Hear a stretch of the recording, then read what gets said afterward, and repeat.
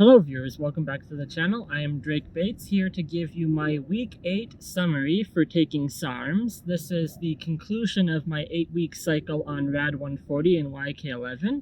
It's currently very windy out, so hopefully you can hear me fine. I'll try my best to remove any of the background noise in post-production. And as for the update, this week has been absolutely abysmal. It is currently the end of my 8th week, and this is the only time that I am able to get to the gym. One workout the entire week. Now I know what a lot of you are probably thinking. Well, you shouldn't be taking SARMs if you can only make it to the gym one time a week. Do you remember in my introduction video when I said this?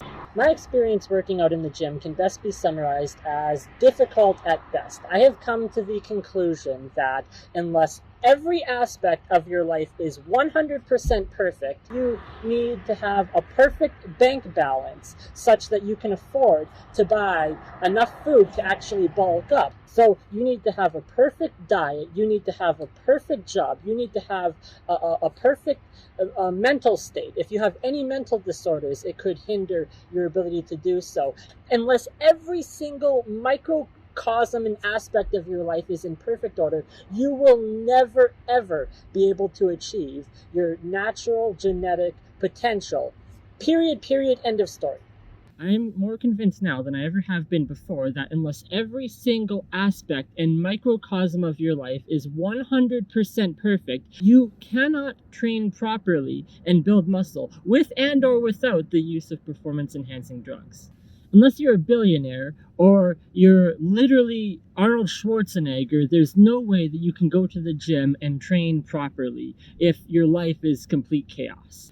Every single time that I have tried this week to set out a schedule where I had planned to go to the gym, shit just hits the fan. And I know, it's depressing and disappointing. I wanted to push really strong and go as often as I could for this final week and make as much progress as I possibly could, and instead, this is the only day that I'm able to go. Life just gets in the way, and then you're dealing with this, that, and the other thing. I mean, I'm already sleeping less than 3 hours a day. I suppose if I cut it back to 1 hour of sleep, then I could fit the extra 2 hours in there to go to the gym. Between filming and editing videos and going to the gym and doing software development and working for some guy out in Toronto who's not even paying me and doing this part-time job for Statistics Canada and then all the other shit that I've had to deal with this week, it's like there's just no time. It's not a matter of, oh, I just woke up in the morning and I felt lazy and I didn't want to go to the gym. It's like, no, there is not enough time in a 24-hour day cycle to actually go to the gym. Not unless you invent more hours of the day. Not unless I cut back my sleep from 3 hours of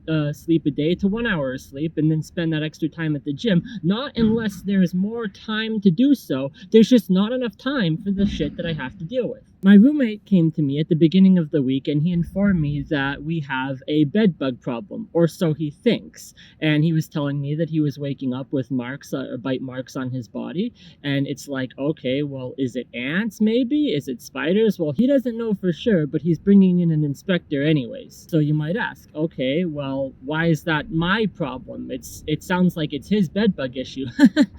If you've never had bed bugs, if one person in the household has a bed bug problem, everyone in the household has a bed bug problem. Because apparently you have to bring in an inspector who needs to inspect literally every square inch of the property for these pests. And why is that a particular issue for me? Well, me and my family are somewhat of hoarders. We gather a lot of stuff and it piles up and it gets excessive and it takes up all the space in my room. And so my roommate's telling me, well, the inspector needs to have access to your room. Well, how can they access my room when there's just stuff lying everywhere?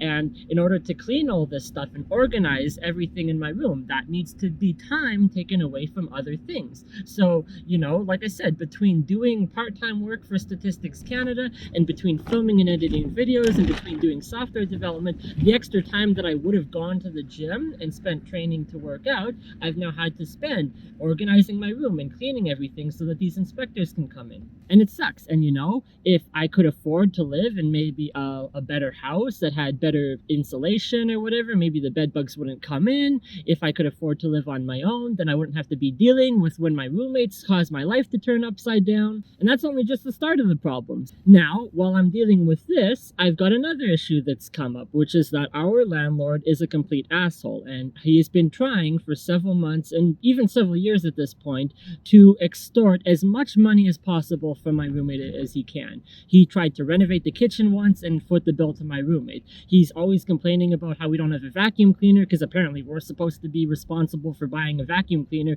even though the house is all hardwood flooring and we've got a broom and a mop and it works. Like, this is the type of guy that you rent from who thinks that he owns you as a slave just because you happen to reside in the property that he owns. And his latest extortion scheme is to put an ultimatum on my roommate, where his choices are either A, you're going to kick out your roommate, me, or B, I'm going to increase your rent. And my roommate, who is also a friend, by the way, is like, well, I don't want to do either. My options are, I'm either A, going to stab my friend in the back and kick him out because the landlord says so, knowing full well that he can't afford to live anywhere else and he's got no other place to go, or I'm going to have to deal with the increase of rent, which would be on the both of us, and neither one of us can afford that.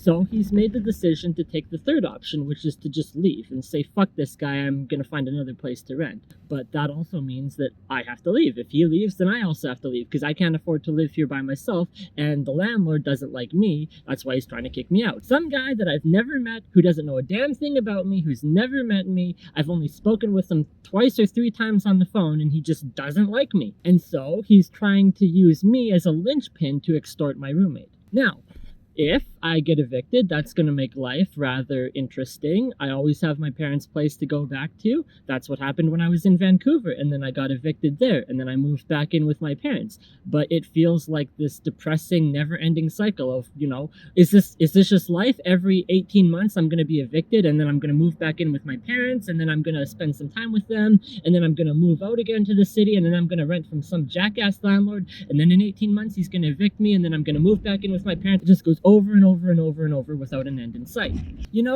It never surprises me the ease and expediency that somebody's life can go completely to shit. Most people are one or two major events in their life away from their entire life being turned upside down and destroyed. And I swear to God, if you had to deal with just 10% of the bullshit that I have to put up with, it would break you. It would break you. Because I am dealing with situations on a weekly or bi-weekly or monthly basis. Every single time I turn around, my life is being turned upside down. And this is just the latest iteration of that. I hear these stories of people that, most people will never be homeless in their life, not even once. For those that have been homeless in their life once, the chances of them becoming homeless for a second time are virtually none. I see these stories where they're like, oh, there's this guy and he was once homeless and sleeping under a bridge, and then he started a business and now he's a multi-millionaire and successful. It's like, okay, well, that's cool. Congratulations to him. Here I am. I'm just going to go through this perpetual cycle of being homeless every 18 months. And part of it is because I don't have a job, I don't have the money, I can't afford to live anywhere on my own, I'm always renting from shitty landlords. I mean, my landlord's upset that I don't have a quote-unquote real job, even though I am technically employed right now for Statistics Canada doing the census. Doesn't matter, it's not a real job because it's only part-time. Like, look at the fucking economy, man. Most people who are employed or partially employed or even not employed at all, it's part-time work. It's, skip the dishes or Uber, or they're doing other gig jobs on the side, Craigslist jobs, things on Kijiji. Like, people that have a real job, great. Okay, their life is perfect. People that don't have a real job, their life is a chaotic disaster. Now, as for the renting situation with the landlord, is what he is doing illegal? Probably. Could we take legal action against him? Maybe. Is it going to be stressful as hell? Absolutely. Is it going to be worth it? Probably not. So, while my roommate has a job and a source of income and he can afford to move out on his own, my only options are you're either A, going to be homeless in Calgary, or you're B, going to move back in with your parents in Didsbury, which in itself provides its own source of disasters and anxiety with that. And to be honest, it's probably going to be worse moving in with my parents for a second time than the first time, because at the very least, when I was homeless in Vancouver and I came back to Alberta, my parents, the town that they live in being Didsbury, had a gym. Well, COVID went and fucked that over. All the lockdowns and the closures and everything, the lady that was running the gym in town, she couldn't afford to keep it open anymore. And it was a pretty shitty gym, to be completely honest. I've been to a lot of different gyms, and it's pretty crappy. But nonetheless, it was a gym with weights where you could go and work out. Can't do that anymore. She's closed. The business has gone out of business because of the lockdowns. So now, going back to Didsbury for a second time, I'm not going to even be able to work out anymore. So if nothing else, this will be a really interesting case study of what happens if somebody takes SARMs for the period of 8 weeks and then stops the SARMs and then just completely can't even work out at the gym. What happens? Do they retain much of the muscle? Does it just completely disappear and go away? I guess we're going to find out. Now, I mean, I do have some free weights that I could take back with me, but the thing is, this goes back to the situation of me and my family being hoarders. The thing you have to understand about the house where I grew up in, the house where my parents live, is it is a chaotic disaster. I am talking wall-to-wall, floor-to-ceiling, boxes of shit. Shit that just piles up that never gets dealt with. It is like shit on top of shit on top of shit. There isn't a square inch of free space in the house. You have to walk through pathways to get where you're going. So while I might be able to take some free weights back with me home, where am I going to work out? There's no room in the house to work out. I'm going to go as often as I can to work out at the gym until I become evicted and move back in with my parents. But it just seems like, what's the point? Let's say, as a hypothetical, that I had not just taken 8 weeks of SARMs, that I had just done it naturally and gone to the gym and quote-unquote trained properly. Okay, maybe I would have made some progress. It would have been less than the progress that I have made while on the SARMs. What's the point? I'm only going to just turn around, move back in with my parents, and then in a month and a half, everything, all of the progress that I've made is going to be gone because I can't go to the gym anymore. There's no gym to go to. And I mean, like some people say, there's obviously a concern with suppression. It takes some time for your natural testosterone to restart after you've completed the cycle and stopped taking performance-enhancing drugs. But, doesn't really matter in my case if it takes a month or 3 months or 6 months for testosterone to regain its natural tendencies. It's like, okay, well, what's the point of testosterone? Sex? I can tell you right now, you don't get a lot of that when you live with your parents. What's another point of testosterone? Well, you get more muscle, you get more energy. What's the point of having more energy when you have no obligations and nothing to do? I can just sit on my bed all day and wither away like a husk. I don't have to worry about anything because all the meals are provided for me. My parents do the cooking and the cleaning. And it's like, okay, I can just sit here on the couch and become a couch potato. Now, would I like to remain active? Oh, sure, absolutely. Can I do it? No. So, there you have it. It's like, what do? Your life is shit.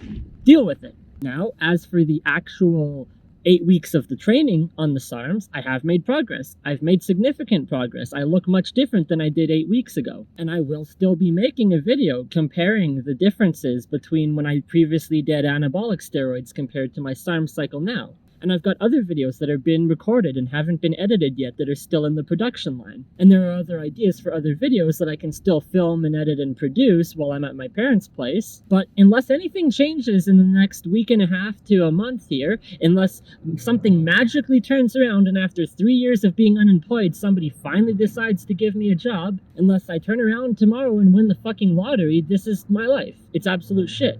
And I know there's a lot of people watching this video, they're probably like, oh, look at this dumbass, he thinks he can take SARMs and work out. It's like, okay, well, you're a real jerk, laughing at somebody's destruction of their life. If somebody made a video and they were talking about their midlife crisis or how their life was being destroyed, and then somebody was to laugh at that, then you are the bad guy. I'm sorry, but you're the bad guy if you think that's funny. And if you find humor in the absolute and total destruction of my life, then I guess that's amusing. At least I can provide some bit of entertainment. Hopefully I made your day. Hopefully you're laughing, rolling on the floor, laughing your ass off right now.